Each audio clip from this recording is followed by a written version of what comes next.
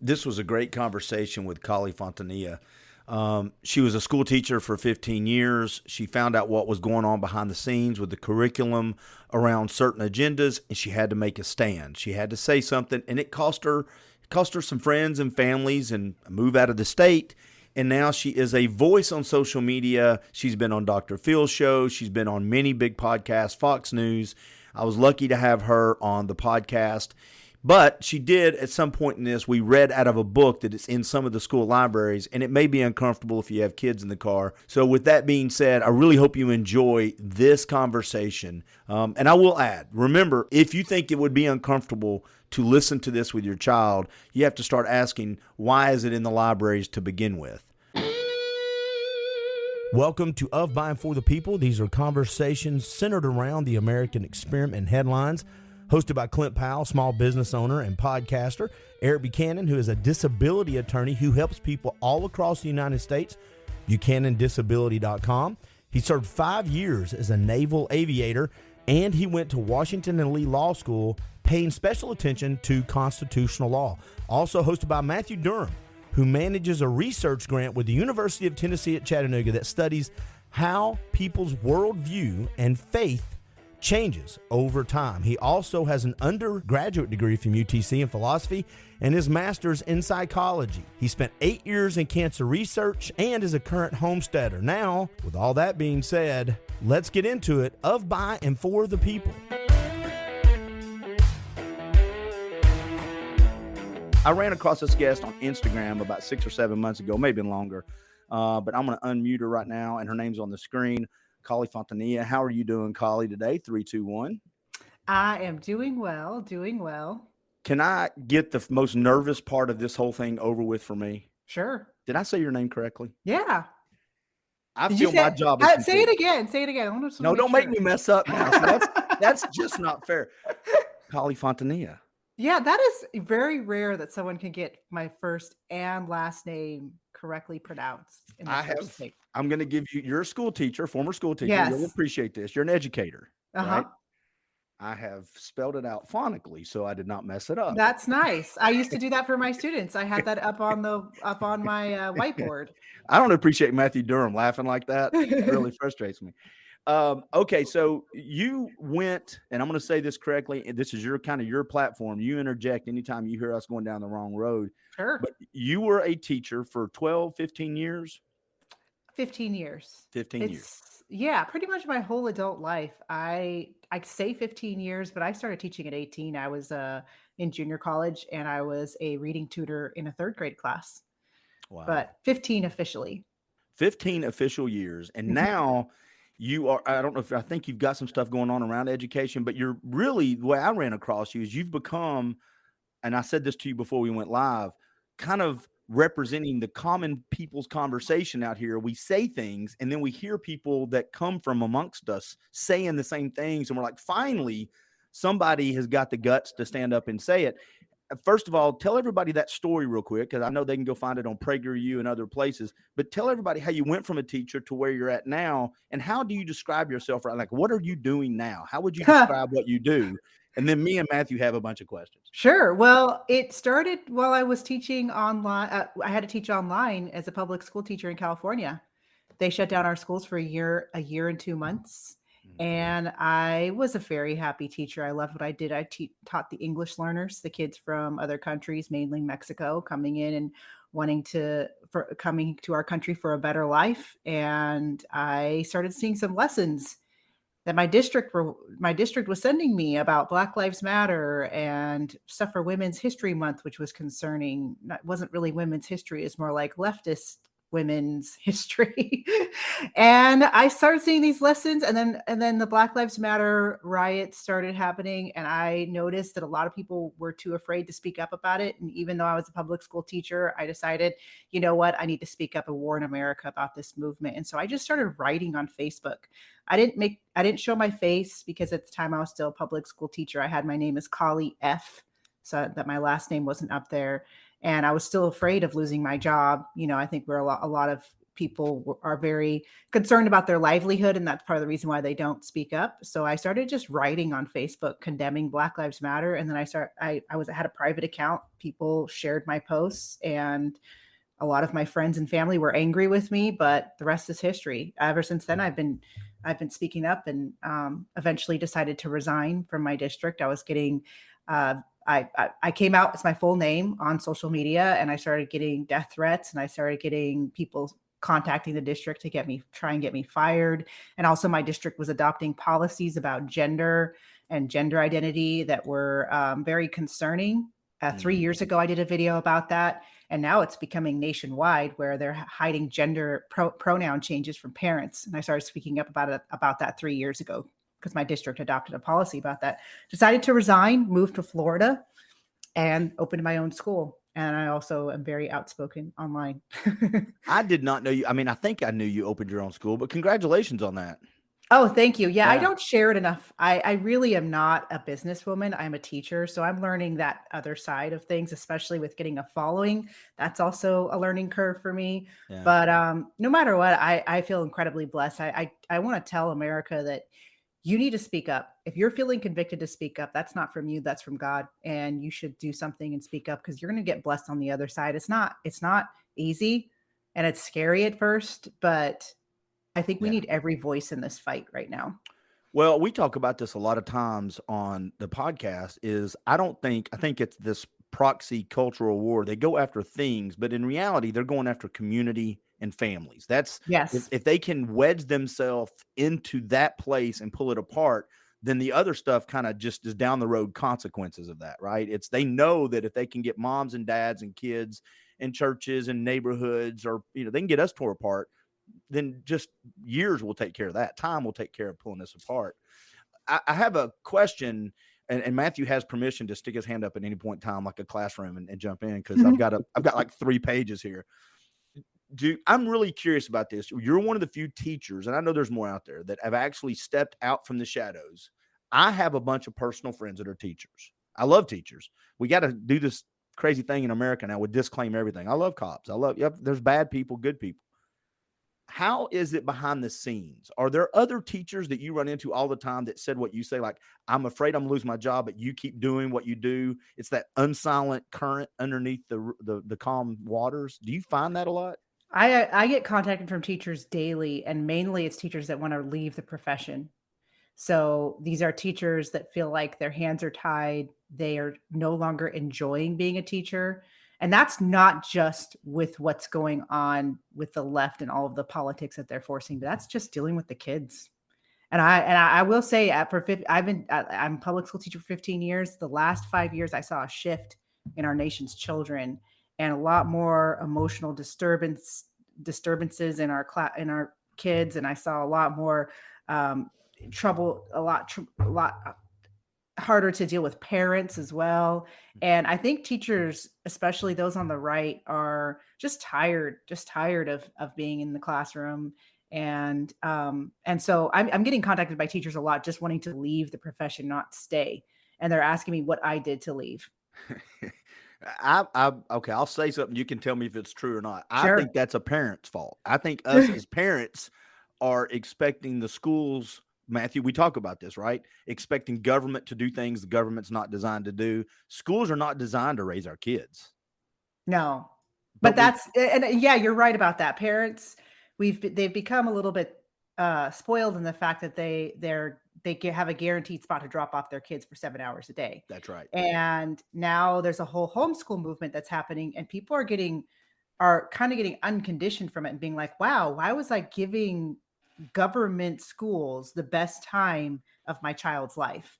Because, after you pick up a child from school, they're tired, they're burnt out, they've had a bunch of drama or whatever it is that happened at school, their brains are done. And we're giving that best time to government schools. And a lot of parents have just think that's normal. And it really isn't.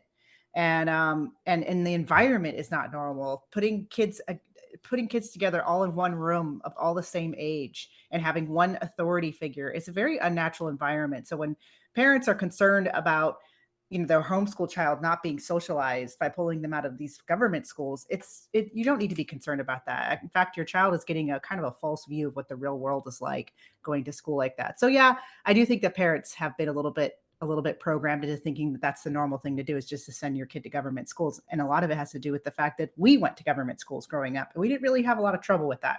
That's We right. turned out okay. But again, this last 5 years was completely different than what it was 10 years ago. I have a quick aside, maybe, or a related to question on that.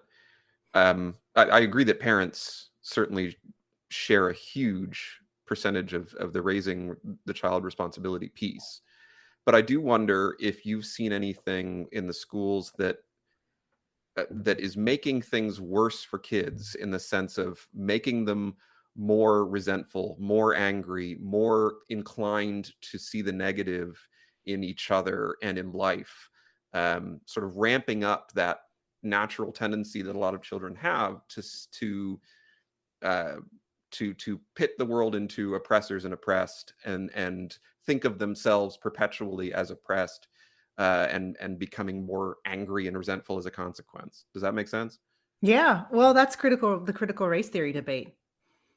The left the mainstream media was telling America that critical race theory is not in our public schools. They're saying it's not K through 12, it's only in our colleges. And that was one of the reasons why I went viral, is I started sharing the lessons that were being given to ninth grade students in a required class in California called ethnic studies.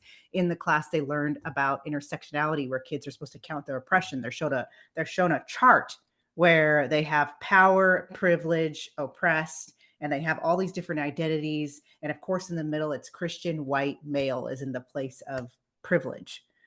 And then as you go out through the chart, it gets, more, you get more impressed. You get, so they'll put, like, if you're disabled, if you're a person of color, which I can't stand that term, but if you have black or brown skin, if you're LGBTQ, well, then you are now oppressed. And let's think about what it's like to be a teenager. You are like the ultimate victim all the time. Yes. And the whole world's against you, right? And so now they're being confirmed that, when really it isn't. You have a whole world open to you. I don't know how many adults wish they could go back to their youth and be like, oh, if I could have gone back to when I was 16 and changed some things in my life and started a business when I was younger and just made better decisions.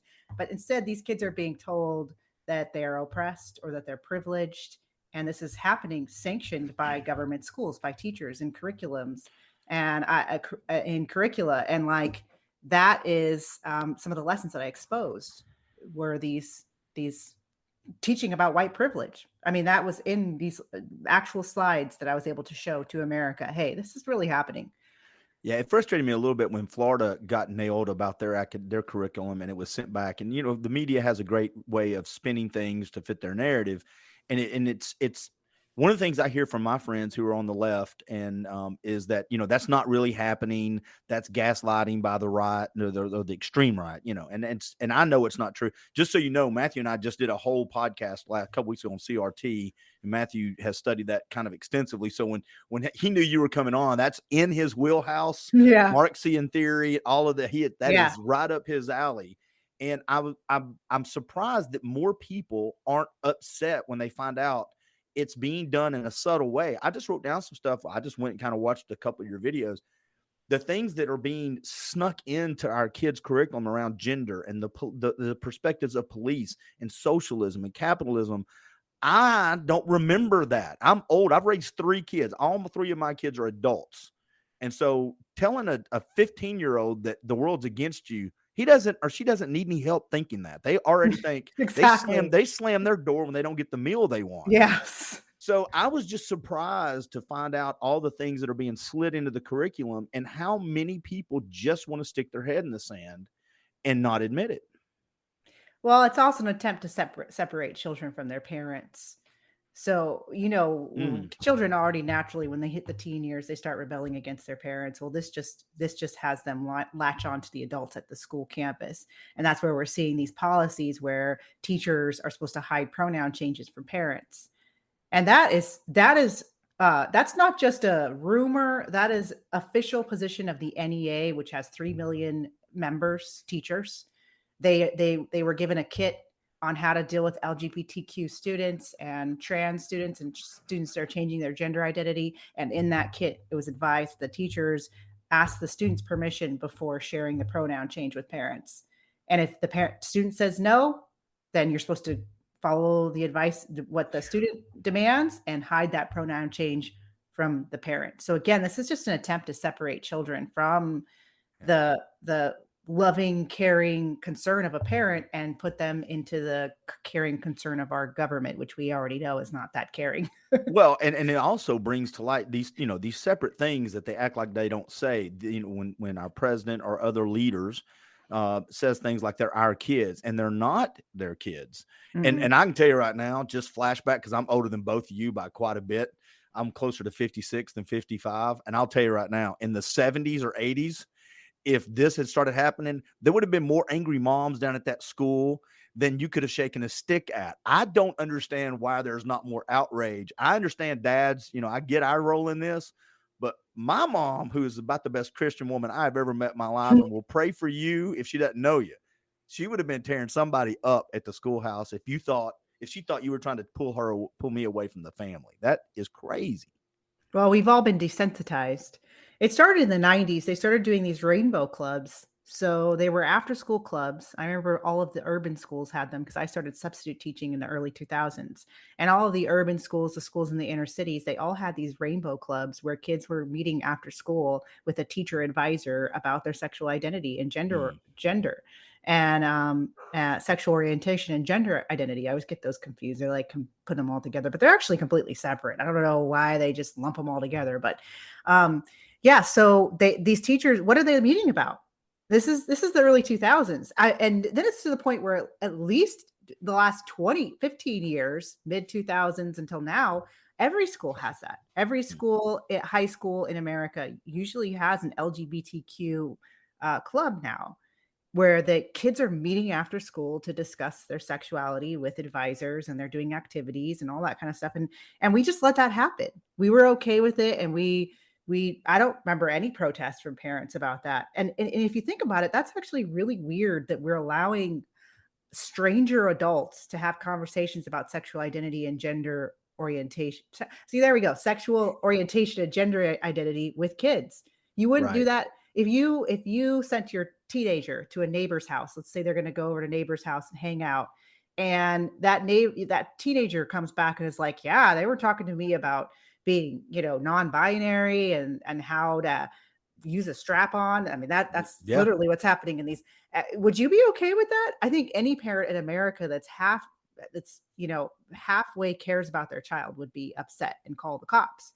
But now that's supposedly okay because some leftist went to school for 4 years in whatever degree and got 1 year as a teaching credential, which that's what it takes to get a teaching credential, spent an extra year. And now they're just allowed to talk to your child about those topics. Yeah. I do a podcast with a friend of mine he's more liberal than I am. We do 2 a week, and he says stuff to me like this. And I of course we have some good civil conversation about it. Well, we had sex education in school, Clint. We also had driver's ed and all these other things, but they were factual things.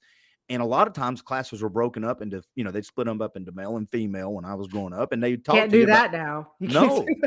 and because, how might identify something different. You don't know, assume that. I guess my point was, it's almost like they gaslight themselves. My friend, he's like, well, we all want sex education. Well, of course I want kids at certain appropriate ages, if we go down that road, to have the biology of sex.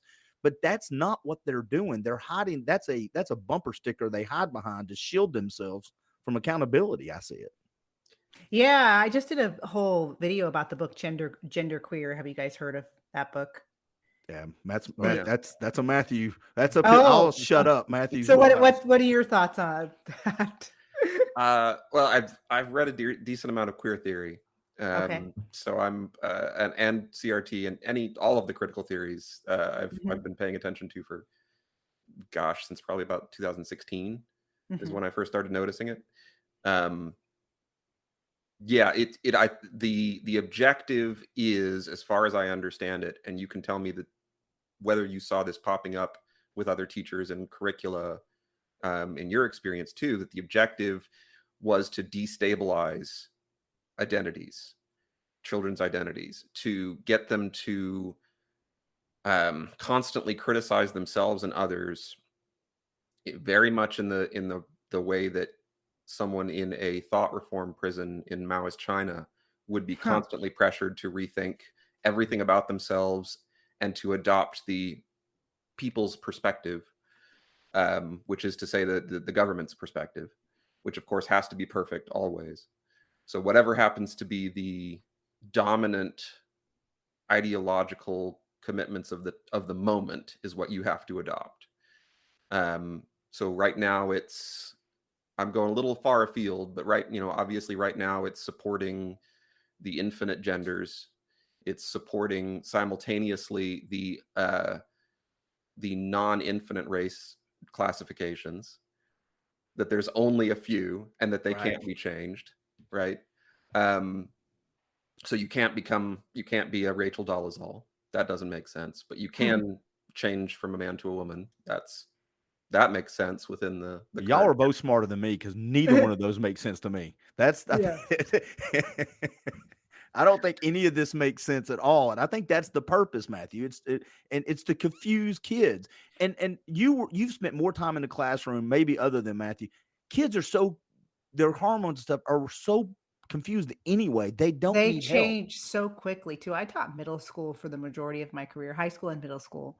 And middle school is crazy because these kids come in as children and then they leave as little miniature adults Yeah. and they change so much. I mean, think about when you were 14, 13, how different your mind thinks. I think of the stupid things I thought, the stupid things I was into. They're also very obsessive children. Mhm.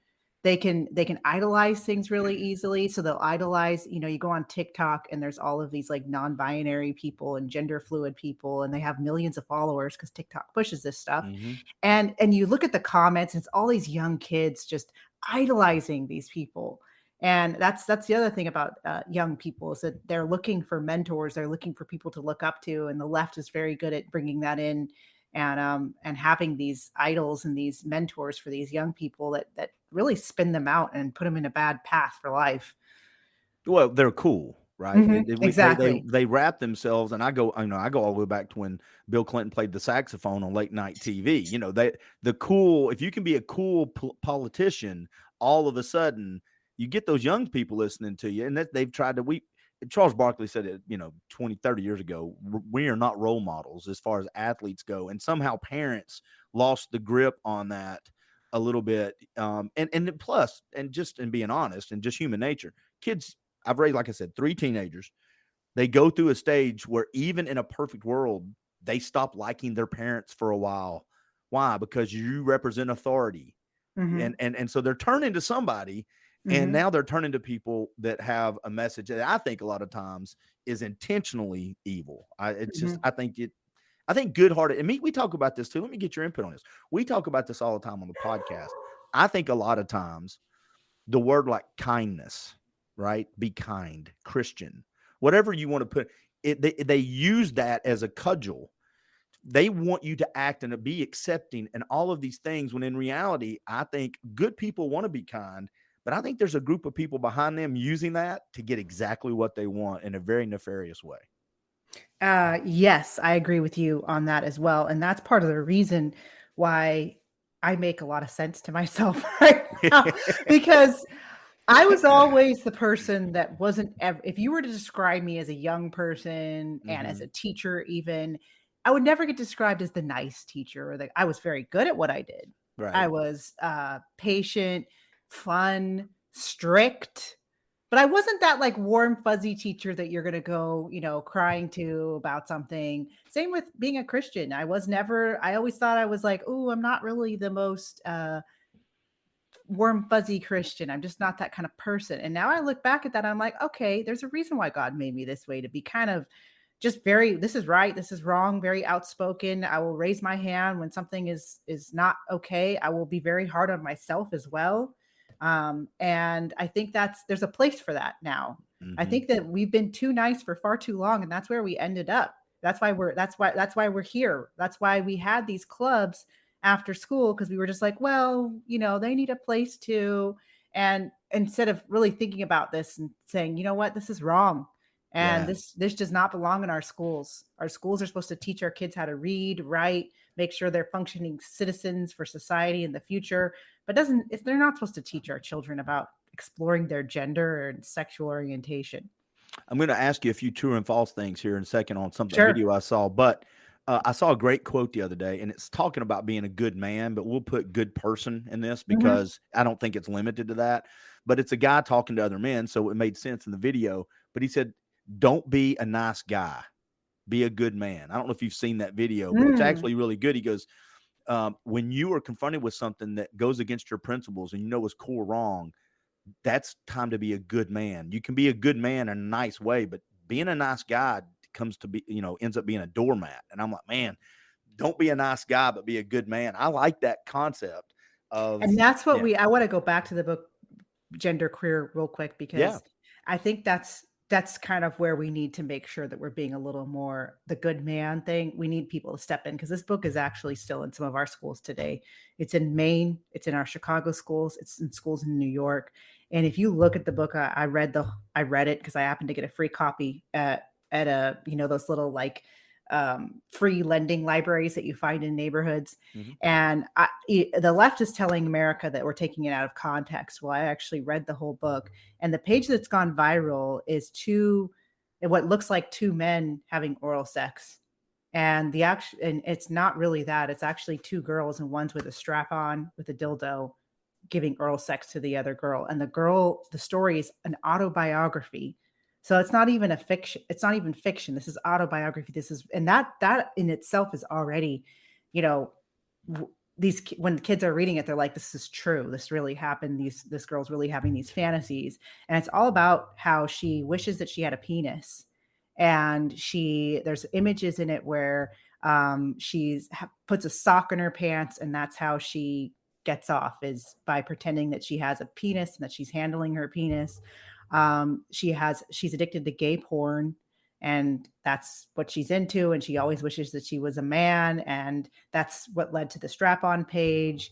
She's grossed out by female anatomy. So there's and I want to apologize here to audience, but this is what's in our schools. So this is what our young Well, if you're people uncomfortable are. hearing this, Exactly. think if Exactly. you're a Think about the 14-year-old. kids. Yeah. And this Yeah. is illustrated as well. So Yeah. let's keep that in mind too. There's a page where it talks about her sister comes to her and asks her if she's tasted her own vagina slime. And there's an image with white stuff on her finger, and she's like, ew, no, because she's very grossed out by female body parts. Hmm. And then in the end of the story, it's basically she's now a middle school teacher, and she is fantasizing about getting, and this is real, she's a middle school, the author's a middle school teacher. I don't know if she is still now, because I know she's made a lot of money from this book because the left freaked out about us banning it and went and bought it, right? Yeah. And so she's fantasizing about getting her a double mastectomy, right? And this is the type of stuff they want to put, and I did a whole video about it, and I put it on Twitter, and I put it on YouTube, and the comments that I got from people to justify this was, oh, well, kids learning about sex. Oh, look at these conservatives, and these kids all free. Oh, kids are having sex anyways. These teens are having sex anyways. Why not? And this is not pornography. It's really a beautiful story, and basically her journey of finding out that she's asexual, which means that you don't identify as male or female, and uses air pronouns, whatever that means. But this is the type of stuff that we need to not be nice people about.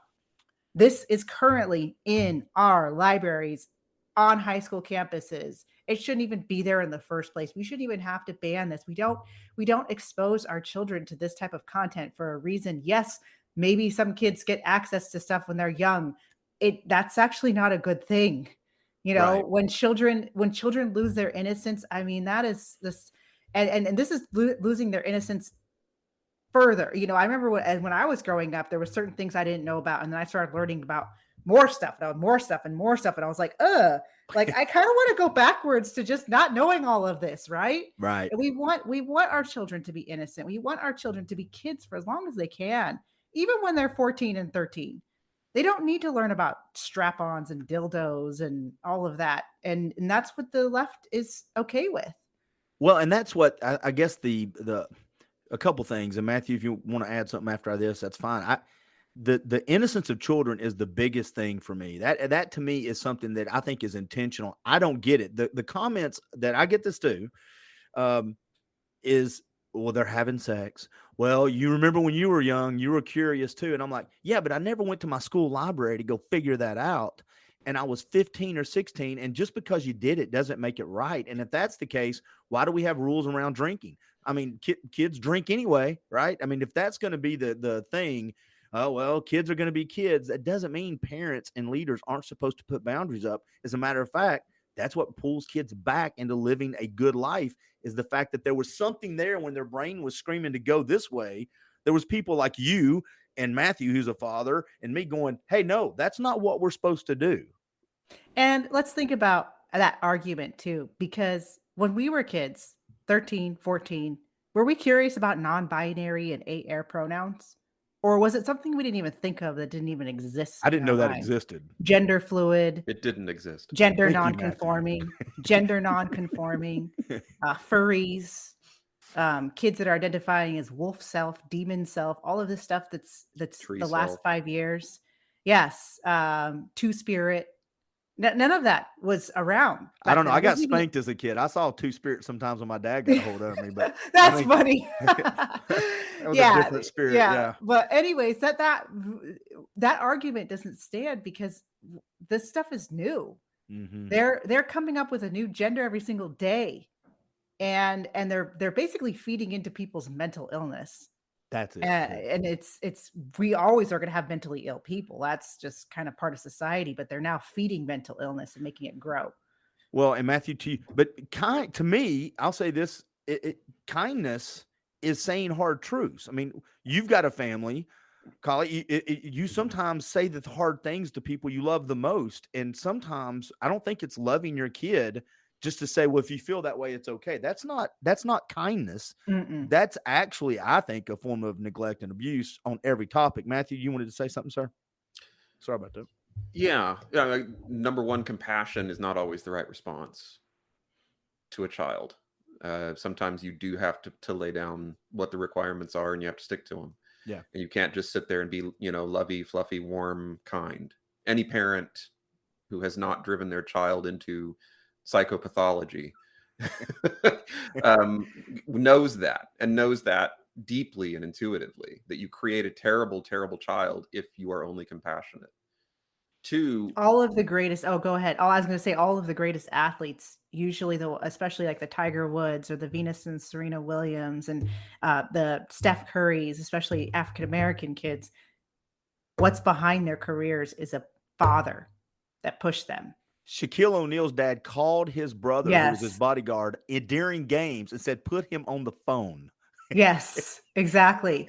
Steph Curry's dad made him play with the biggest, meanest basketball players, and he was this scrawny little kid and was just like, "No, you're gonna fight against the biggest one." And he even told some of those kids to rough him up a little bit. Yeah. Yeah. Anyways, Matthew, number two. yeah, keep going. iron sharpens iron. Yeah. Right? Yes. And if you think you're going to raise a competent child who can take care of themselves, and when you're older and infirm and decrepit, they need to be challenged. They need to develop those skill sets. So the argument that a lot of the time is used by the left is this faux compassion. They don't actually care about your kids. What they care about is, I'll get technical, bringing critical consciousness into your children, turning your children into little Marxists who think perpetually in terms of oppressor and oppressed, and themselves as oppressed, of course. Or they have to be an ally of something else if they're seen as part of the oppressor class. Or they can become one of the infinite genders and whatnots in order to become one of the oppressed as well. So that's another unfortunate motivation for a lot of kids is, oh, I'm white, but I can become one of the good people by There's cultural clout, right? It's cultural clout. Right. Yeah.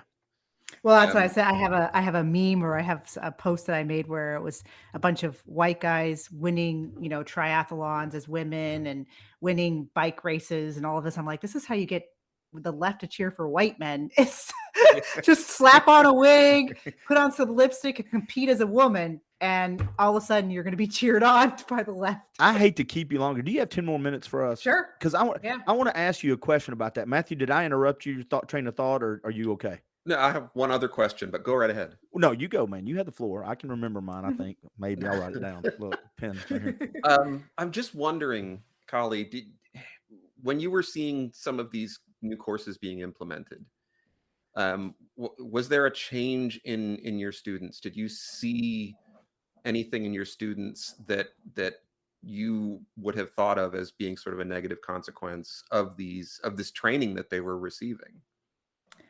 You know what's funny is I actually saw the opposite. I saw kids rebelling against it. So the way that I found the curriculum was I had several boys failing the class ethnic studies. And since I taught the English learners, I check on their grades because the way they're doing in other classes is a reflection of how I'm teaching them English. And I noticed a pattern where most of my students, especially the boys, were failing this class called ethnic studies, which is going to be required to graduate in California. And my district went ahead of the legislation and decided to just force all the ninth graders to take ethnic studies. And so I noticed a pattern. I asked my students, I'm like, why are you guys all failing ethnic studies? I see I was probably a class of 30 kids, and of them, like 12 of them were failing, boys mainly. And I'm like, why are you guys all failing? And I had several boys say, Miss Fontanilla, this class is stupid.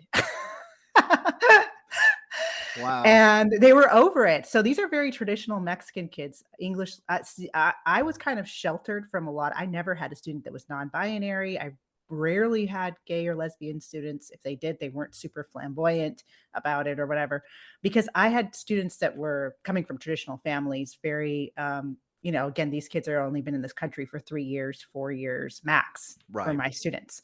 And they were over it. They were over this class. They didn't understand why they were required to take it. They didn't get what it was. And I went and looked at the class. And of course, it was from start to finish, tons of critical race theory. They were taught about hegemony, the oppressor class. They were taught the definition of critical race theory and how to analyze school policy through critical race theory.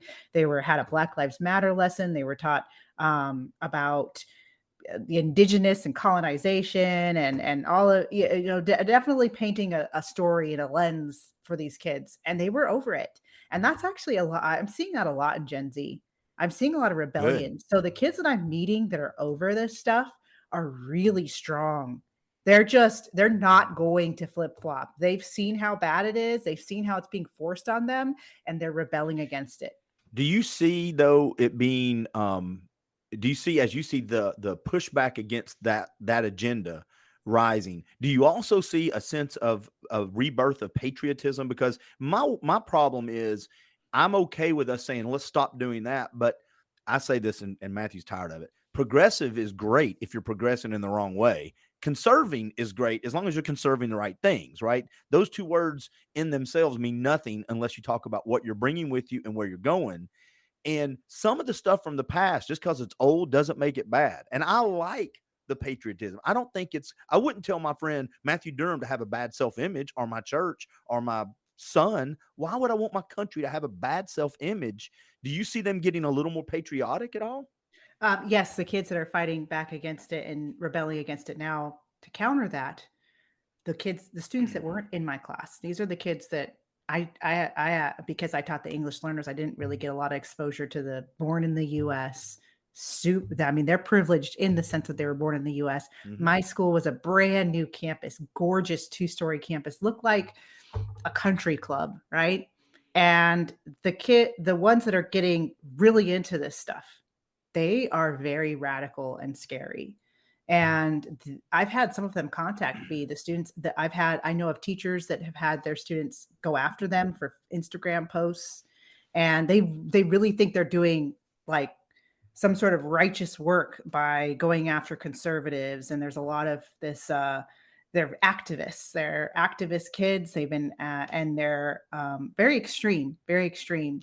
So there's definitely two sides to it. There's the kids that are patriotic and love this country, but it's also the way these lessons are being taught. So they leave out a lot of facts. They really do. When they teach about slavery, they don't tell the students about how Native Americans owned Black slaves, up to 1,200 of them.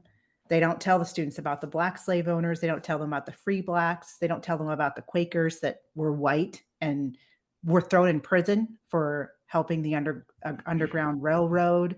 They leave out so many facts. They don't talk about, the fact that 40% of the slaves went down to Brazil and Portugal, and only 2% of the slaves in the transatlantic slave trade came to the US. So they create, and so there's this sense of like, oh my gosh, this country is so evil. We had slavery and all of this. And it's like, guys, like that, our country was actually very forward moving in abolishing slavery. Yeah. We, at the time when the North decided to abolish slavery, because there was slavery in the North for a little while at this country's founding, but when the North decided to abolish slavery, it was 3.5. It was a body of 3.5 million people. That was the largest body in the world to abolish slavery at the time of people. And they don't teach kids about this stuff because they don't want them to have a good view of America. Yeah, and I say this all the time. Two things on what you just said. One is they don't zoom out, to your point, and say not only what was going on during the slave trade, but what had the world look like up until America was formed. Go back to the 1300s, the 1500s. The world was based off a tribe collecting other tribes or dominating their neighbors a lot of times of the same color and using them, taking their women. What do we think we get movies like Game of Thrones or Conan the Barbarian? Even though they're fictional, they are based off certain certain things that would take place in the old days. And the second thing I always say, and I've got friends and we have these deep conversations,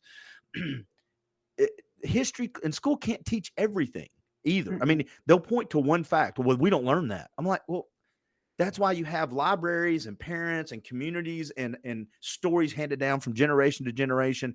The school cannot teach all things to all kids. That's an impossibility. So if I wanted to pick out something and say, well, the school didn't teach it and because the school's a failure, I could do that on every topic, every day with every kid. Yes.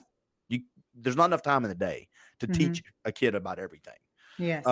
I want to back up just if you don't mind, and then I promise I'm going to let you go here in a second. But I just don't. It's just very rare we get these deep conversations. We had just real quick. We had a podcast yesterday where we talked about the difficulty of finding people that disagree with us that want to come on and talk long form and civilly. I've tried many times. We've had a few that give it an attempt, but it's hard to find people to do what we're doing that would disagree with us in a kind of nice manner. Yeah. So, and we're going to talk about that in a minute about some stuff you've been on recently. I want to ask you this real quick question. What is your take as a woman on women and trans sports? Because apparently, because I have certain genitalia, I'm not allowed to talk about women. So yes, Matthew's giving me the thumbs up. Definitely not. Not Thank allowed. you, sir. Well, I guess I'd like to hear your perspective on it. Why are more women not mad that it seems like their spaces are taken after they fought so long, going back to what America did, and claimed their space, which they rightly deserved the whole time? I think so. Here's the thing that happened during the pandemic is people finally started speaking up because it affected them personally. And I think right now we're to the point where we've lost our ability to see the big picture, and all we care about is what's happening in our own everyday lives. And so a lot of the women aren't affected by that. We're not playing professional sports. Yeah. We're not, I'm not trying to go beat the bodybuilding record right now or lifting record. So yes, it's terrible that this is happening in that event, but I think part of it is that we aren't being personally affected. Now, here's the problem. That's just the beginning. That's just the beginning. So putting a man, letting win the marathon for a woman, but what this is going to start coming into our personal lives. Just you wait until they literally get rid of all bathrooms as male and female. Then we're going to see a lot more women speaking up. And you'll see a lot of angry dads You're going too. to see states. You're going to see states pretty soon. If this continues, and they already are, you're going to see states. There's airports now in left-leaning states where they have genderless bathrooms where you walk in and there's men and women in the bathroom together, and it's just kind of weird, right? And that's when I think more women are going to speak up. And it's unfortunate that we have to get to that point where it's affecting us personally to speak up. But it's just stupid. I mean, we need to I feel really bad for the kids right now, for young people right now motivated to get into sports, especially young women, because that really kills their motivation. Because why would they try and aim for the gold medal when a man can just come in and beat them and take it from them? So I think that this is also going to create some lack of motivation amongst our young people if we let this continue. So we have to, even though it's not necessarily personally affecting us right now, we have to stand up for all the women that it is affecting, because it will eventually affect us. And it's happening really fast. Yeah. I've seen so many of those congressional hearings where they'll ask people that have been assigned, given authority and leadership roles to just tell me what a woman is. Can a man get pregnant? All of those things. And no one can do it. So you're an Instagram person. You're social media. Have you seen the meme where it's got the Austin Powers face and the top of it says, "Can my school please teach me about taxes?" And it says at the bottom, school says, "No, but boys can have periods." Yes. It's one of my favorite memes. I'm like, that sums up. That's about as much common sense. All right. Yep. Real quick, true or false? Did they give you a privilege quiz? Did you have to have a privilege quiz? They gave it to my students. Okay. That's what I was going to ask. I'm trying to pick and choose. So on day 5 I remember I got access to this curriculum because we were teaching online, and I shared the same platform as the teacher that was teaching athletic studies. And on day 5, the students were given I think it was 10 to 15 questions, privilege quiz. And then the question was, how did it feel being on the bottom? How did it feel being on the top? And ranking them against their classmates. And they were just the most ridiculous questions. Like, do you have 50 books in your home? And if you didn't have 50 books in your home, you went down. Do your parents speak English as their native language? And if you said no, you went down on privilege. And it was just like, wow, we're really just dividing kids on telling them they're privileged or oppressed simply based on 15 questions. And then the kids talk to themselves too after all that. That happens in the lunchroom, in the playground, or in the hallways. That's just dirty right there. That's pretty divisive. I know you said something about a mock trial, but I've got too much on my list to keep you. I'm going to ask you a couple more things. I'm going to hand it off to Matthew. When you said people pushed away a little bit when you first started speaking out, have you had any of them come back to you? Have you had people at first get really upset with you? Like, I can't believe you're saying this. And now a year or two later, they're like, by the way, I was wrong. And thank you for doing this. A few, but most of the people that were angry really dug their heels in. And we have not had the same relationship since. I would say of some couple friends, some family members. I have some family members that aren't talking to me at all. But the reality is, I look back and I think about the people that left my life, and I'm like, not necessarily a huge loss. And they're probably people like they were waiting. The type of person that were basically waiting for you to do something that they don't like. Yeah. There's people like that, and you'll get them on Instagram, you'll get them on Facebook, where it's like, oh, I support you, and you finally do one thing they don't like, and they're like, I hate you, unfollow. Well, I had that happen with my family, and I'm like, well, it sounds like you're hanging on to some resentment towards me this whole time, and maybe it's better that I don't even have you in my life now. Yeah, and point me to the person that you like and agree with all the time anyway. Exactly. I got kids, and my kids half the time I know they're wanting to ship me off somewhere. Yeah. You were on 2 different things recently. You were on a TV show, a very popular TV show, and you were invited on to talk about, was it CRT? Critical race theory. Okay, yes. do me a favor. What can you share about that, or would you rather Matthew just go ahead and talk about what he found when he researched the guest that was on with you? Well, I was on the Dr. Phil show. I'll say that. I can say I was on the Dr. Phil show. It was debating critical race theory. I thought it was going to be a panel, but it was just the professor against me on stage with Dr. Phil and an audience that was planted. Most of them had mics, so that means that they were pre-chosen when they are mic'd up. That was against critical race theory. So it felt very much like an ambush. It was terrifying because, again, I'm just a public school teacher. I didn't ask for any of this. I just started speaking up, and then now I have this voice, and now I'm on Dr. Phil, and I'm sitting here like I was in fight or flight, basically. They edited out a lot of it, but it was, in the end, a good experience in that it showed me what I was capable of. Oh, you did great. You were a rock star. That's if you were, I don't know if you know this, but it was after I saw those clips when I reached out and started the process. I'm like, we got to talk with her. She's good. She's It good. was not easy, and but at the same time, it was. America needs to know. America needs to know that it's happening. And I think what happened that was really good that came out of that was at least they all admitted that it is in our schools. Yeah. Even Dr. Phil was like adamant that it is in our schools, even though that professor was trying so badly to say it wasn't. Oh, this is news to me. I had no idea it was in our schools, right? And That's so a pretty good that's good. impersonation I there think, too. You did a yeah, good impersonation. Good job. I think that just opened the curtain, and I love America in the fact that we do have the freedom to raise our children like how we want to.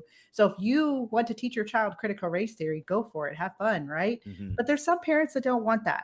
There's a lot of parents, especially African American parents, Asian parents. They just don't want all of that divisive victim mentality and oppressor and oppressed mentality being forced on their children, and they want it out. Yeah. And they should have that choice. Absolutely. Matthew, did you find out something? Then I'm going to ask you about your Vice debate, and then we're going to let you roll if that's okay Sure. with you. Okay, thank you. Matthew, you were pretty, before she clocked in, you were like, I did some research on that guy. Is there something you want to add, sir? I mean, I guess just a little bit. The guy that you ended up going up against, who was you refer to as the professor, got his degree in education, which you may be aware is sort of, in the academic world, it's sort of the unwanted redheaded stepchild of disciplines in academia. It's sort of looked down upon as, well, oh you precious child, you got a PhD in education, good job. So that by itself is already, I saw that and I'm sort of looking at this guy like, okay, all right, you might have done a little bit of work. I looked at his Well, I have to publication. 100% agree with you on that, because the fact that I have a degree well, I don't have a PhD, but a master's in education and law and society for my pre, and it was with an education emphasis. And yes, it was easy. Even from a UCSC, it was not. I think my final paper I had to write for my master's was like 20 pages. That's not that hard compared to other master's programs. And I will gladly admit that I like that it was easy, because I used to tell my students, like, I understand what it's like if you're the kid that doesn't like this, that doesn't want to sit down and write the paper, that doesn't enjoy doing all the research, that doesn't enjoy having the intellectual conversations. Like, I get it. I'm that kid too.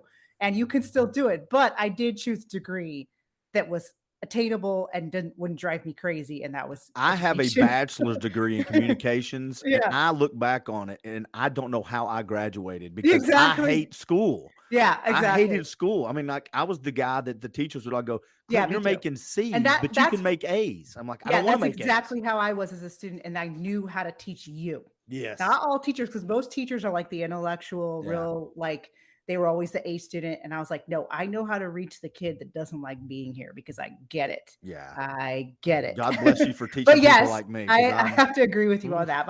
Yeah. Getting a master's was not, I look back. I mean, of course, while I was in it, I was like, oh, this is so hard. I got to do this paper. But I look back and I'm like, it really wasn't that hard. I was in a similar PhD program to the one that he did. Yeah. Sort of covering a lot of the same topic area and with the same kind of curriculum, as my sense. Mhm. And yeah, it was not a challenge, which is why I Yeah. ultimately decided that it was not for me. Yeah. But yeah, he's done work with the Gates Foundation.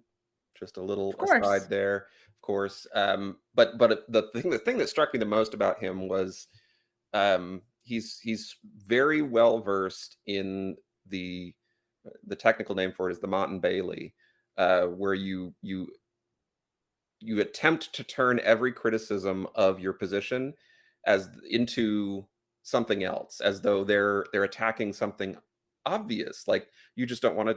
Oh, so you don't want us to teach history? Yes. Is that what you don't want us to do? Yeah. Like, That's why I was so frustrated on that show. Yeah. Because they kept trying to act like it was Black history that I was against. Right. And the producers told me, you need to interrupt, because otherwise they're going to steamroll you, which is true.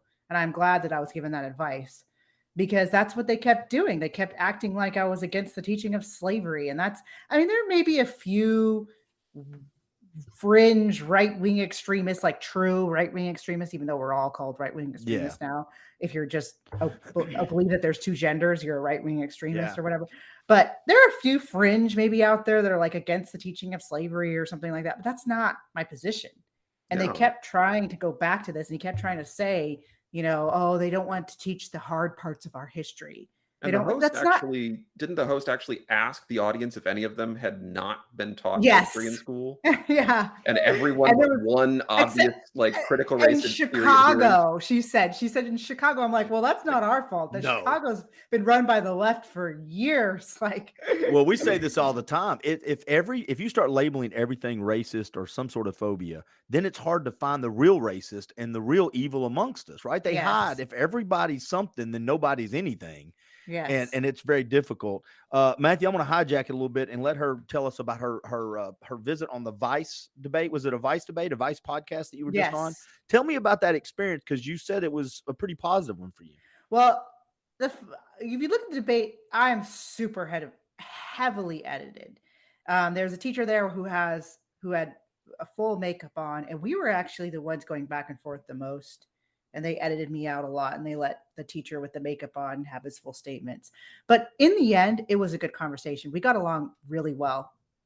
It was a group of leftists and a group of people on the right and a few in the middle that were debating education. Mm-hmm. And if you look at the comments, they're like, this is the most civil debate I've seen Vice do. And a lot of it had to do with the fact that the two dominant people, which was me and this teacher with lipstick, he was an interesting character because he actually doesn't share his pronouns with his students. So they found people on the left that weren't that extreme.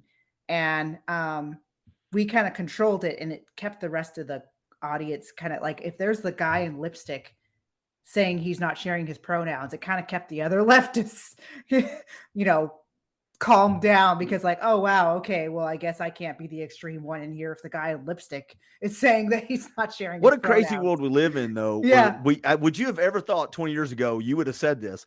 I'm talking to a guy in lipstick about not sharing his pronouns to his classroom, and that's the one that's not the extremist. Yes, exactly. I'm listening to this going, man, 1988 called, and it was a really good year, by God. I don't know how we changed it.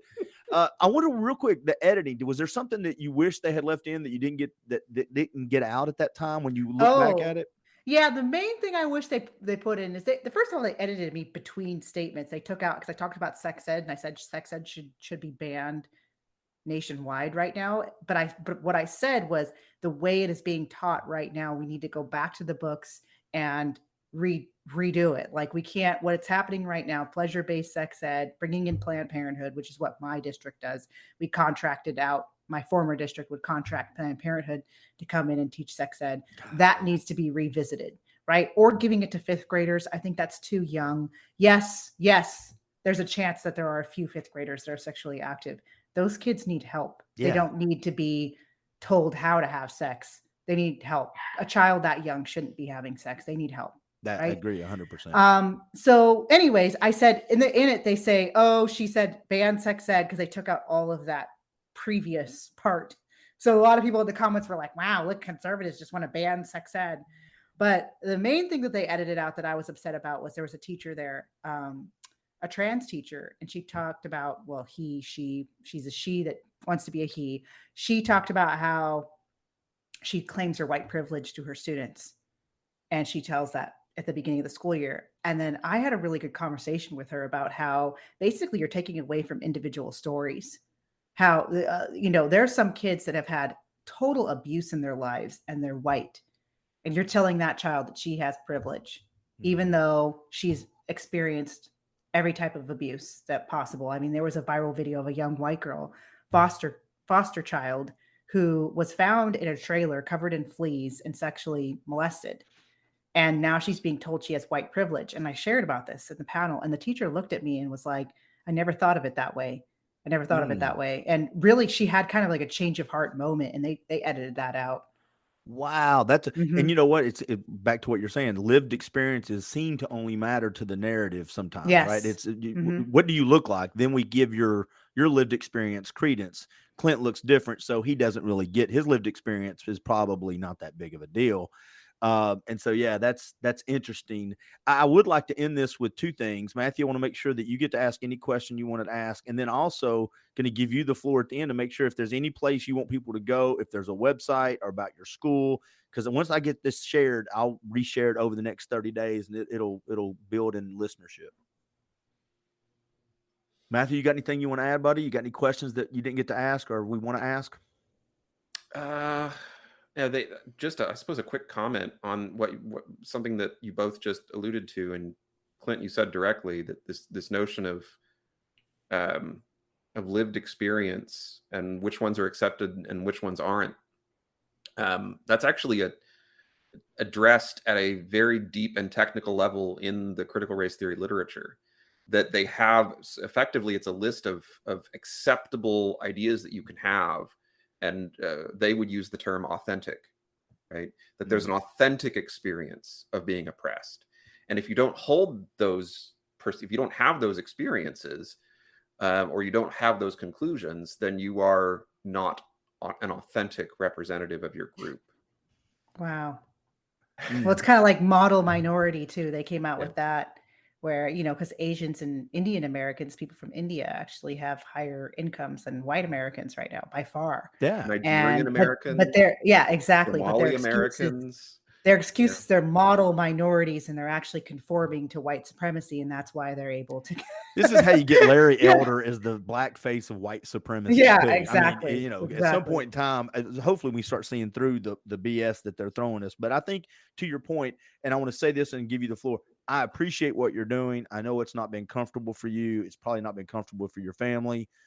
Godspeed. You've got bigger platforms to go do, and I will be behind you, liking it one post at a time, resharing it when I can. But thank you for coming on, and thank you for doing again what you do. Tell folks where you want them to go once they hear this. How can they find out more, help, contribute, or support? Sure. Going to thinkexodus.org. So thinkexodus.org. That is where they'll find information on my fully accredited K-12 school. It is basically an alternative for parents that want to pull their kids from public school. And if you live in a school choice state like Florida and Arizona, it can be free for you. A fully accredited K-12 online school for your child. These are for parents that want to homeschool, but they don't necessarily want to do all the work of homeschooling. But what I'm more passionate about that I can offer to parents is I have lessons at thinkexodus.org that counter the left for 5th through 12th grade students. And that's an enrichment program. So I have the fully accredited program, and then I have an enrichment program that is only $20 a month. And that has lessons on debunking Black Lives Matter. It has lessons on communism versus capitalism. It has lessons what happened in Venezuela. We have a great George Washington Carver lesson and Booker T. Washington, who have amazing philosophies for how to help Black America as opposed to Marxism, right? There's lessons on budgeting, very practical lessons. And this is all of the stuff that I wish that our schools could teach. Are the true history of slavery is another lesson that we have on there. We have 75 enrichment lessons that kids can access on demand. And there's assignments to go with them. And this is the mission of this is to create a generation of kids that are going to be able to fight against the kids that are being radicalized by the left right now. We need to remember that children grow up really fast. And yes, it's very important that we protect our children from these radical leftists, but we also teach them how to counter it. Because I've had parents contact me who said, I wish I never sent my child to this university because they got radicalized. Well, I'm trying to get that child strong with these lessons on the truth, because what I'm sharing is truth and what I'm teaching is truth before they get radicalized. They're immune to it and they can fight against it, and also help to convince some of their peers that have maybe fallen for some of the lies that are being taught about our country. And so we have an enrichment program that's $20 a month. Yeah, I love that. Filling that vacuum with the positive stuff. I know there's one lesson that will not be on your platform. That boys can have periods. That's not. Yeah, that will not be there. That's not one of those enrichment programs on your platform. Thank you so much for coming on and spending some time with us. And I hope you don't mind. I kept you over by 20 minutes or so. Oh, that's fine. I'm really sorry for that, but it's been an important topic. We have to, you know, make sure we touch a lot of bases when we're talking about our nation's children. That's right. And Eric Buchanan is going to be so upset. I guarantee, I bet you I've got 12 texts from Eric who's watching right now going, hey, what about this? What about this? I'm not asking any of them. Thank you so much. And I wish you the very best to you and your family. Thank you. Sounds good. All right. God bless you guys. Bye, everybody. Thanks.